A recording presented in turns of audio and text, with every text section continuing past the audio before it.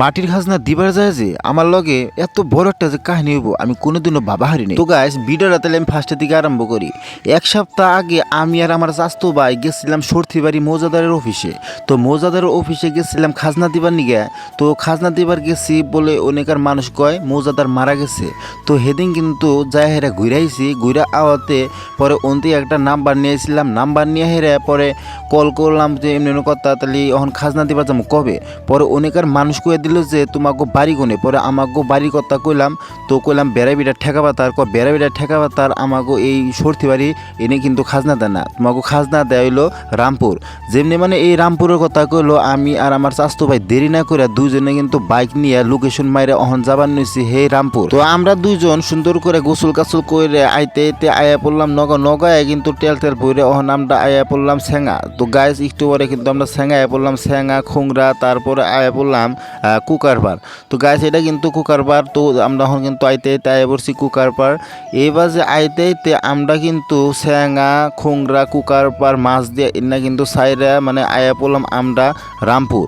মানে লোকেশন মতো কিন্তু আমরা হে রামপুর আয়া পড়ছি। রামপুর আওয়ার পরে এক দোকানে গেছে কইলাম যে মানে আমরা খাজনা দিবার এসেছি, খাজনা দেয় কোনে। দোকানি ভাই কয়ে দেওয়ার পরে আমরা কিন্তু ডাইরেক্ট আয়া পড়লাম হে খাজনা দিবার নিগে হে রামপুর। তো গাইস রামপুর হে খাজনা দিবার যায় দেখি মানে এই অফিসটা খুলে নাই।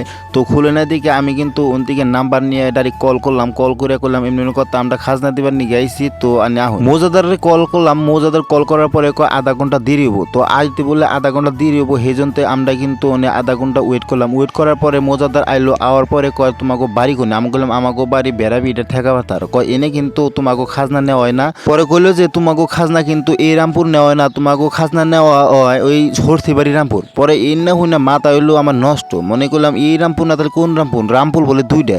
তো আমরা দেরি না করে ডাইরেক্ট আয় বললাম হে সর্তিবাড়ি রামপুর।